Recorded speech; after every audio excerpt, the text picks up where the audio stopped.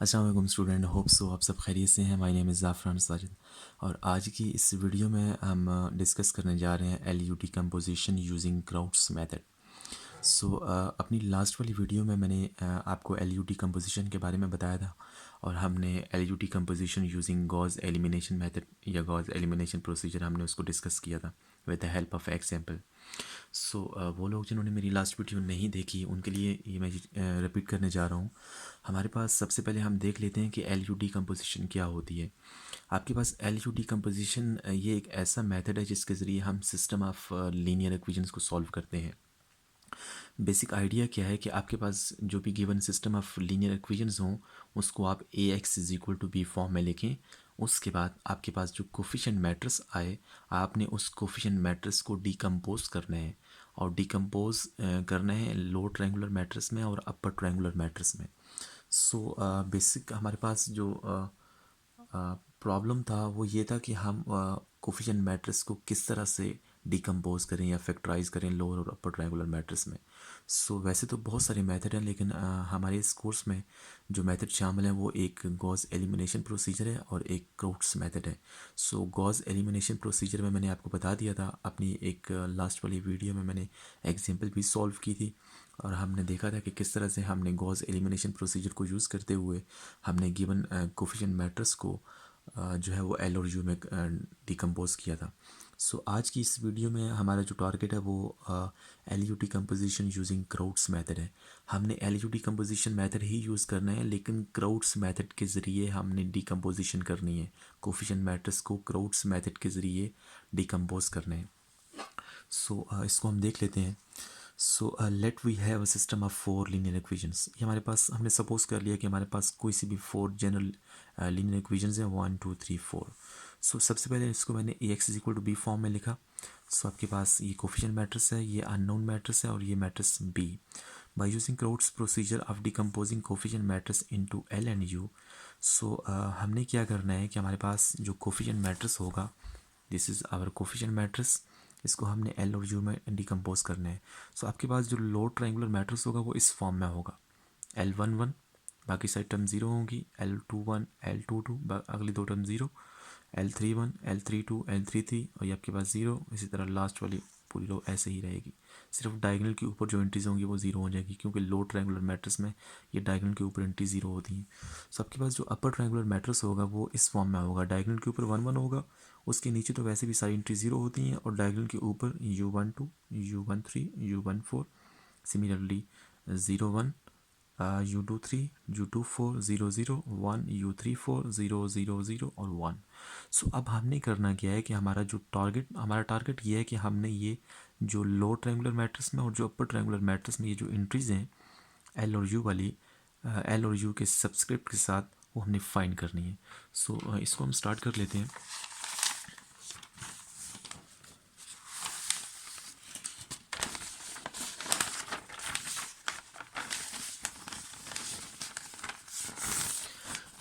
वो लोग जो मैटलैब यूज़ कर सकते हैं उनके लिए तो शायद ये वाला मेथड जो है वो काफ़ी लेंथी होगा क्योंकि उसके लिए आपको प्रोग्रामिंग आनी चाहिए और आपको थोड़ी बहुत अगर आइट्रेशन की समझ है तो आप बहुत कम फार्मूले यूज़ करके ये सारी एंट्रीज फाइंड कर सकते हैं।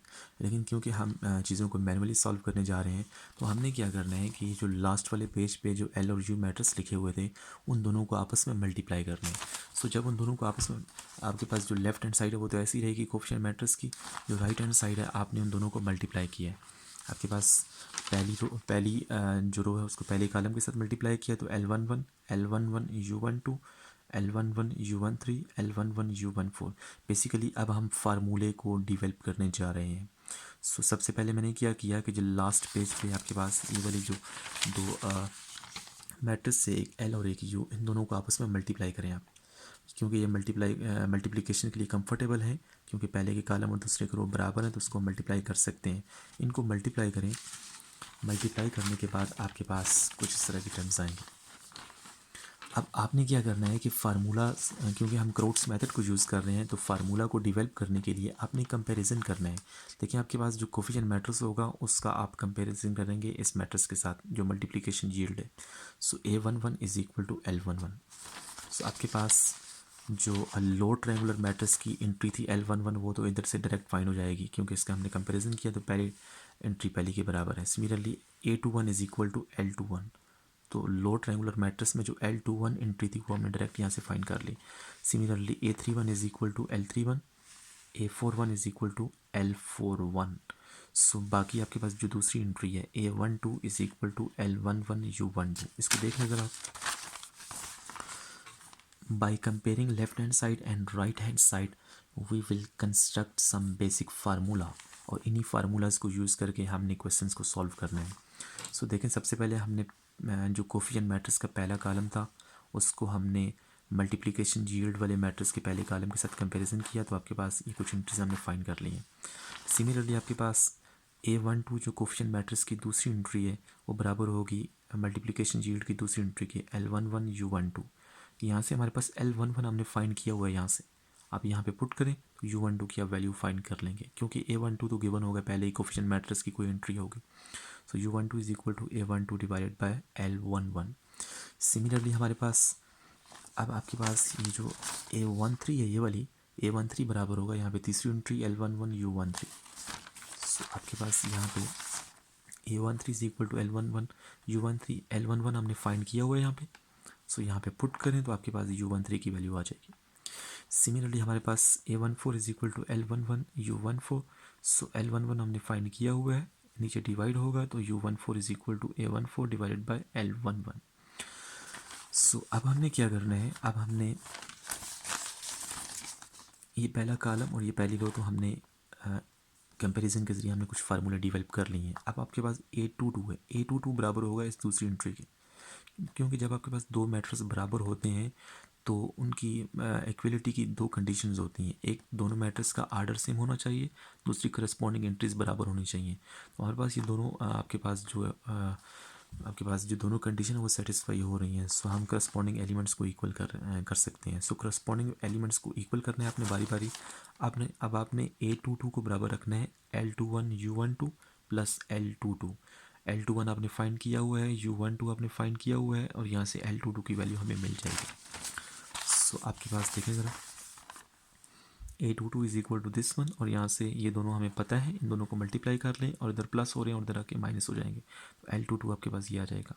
सिमिलरली A23 को बराबर करें इस एंट्री के, यहाँ से आपने सारी एंट्रीज फाइंड की हुई हैं तो U23 की वैल्यू आ जाएगी।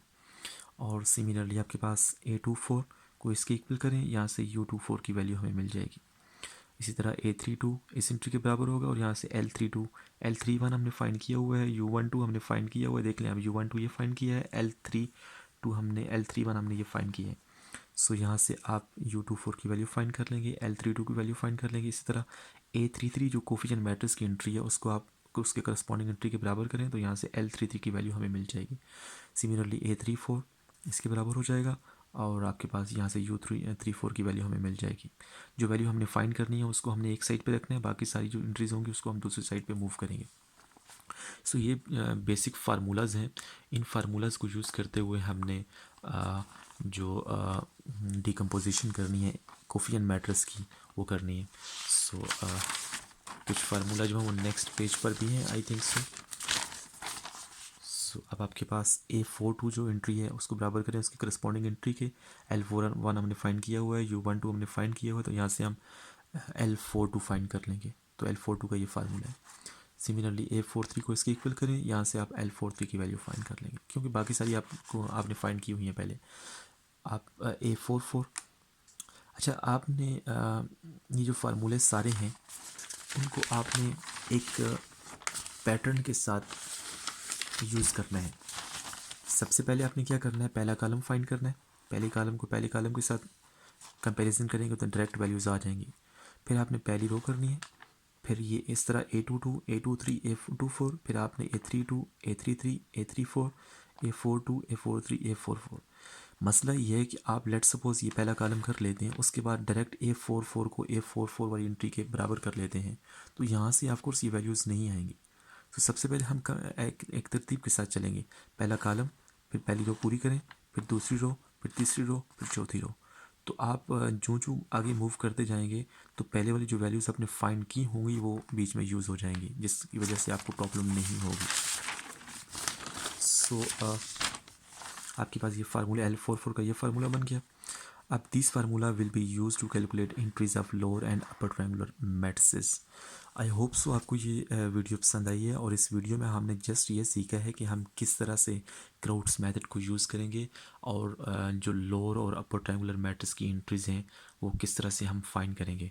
मेरी जो इससे अगली वाली वीडियो होगी उसमें हम क्राउड्स मेथड की जो एग्जांपल है उसको देखेंगे, और इन्हीं जो ये जो सारे फार्मूले हमने यहाँ पे डिराइव किए हैं, इन्हीं फार्मूलाज को हम यूज़ करेंगे।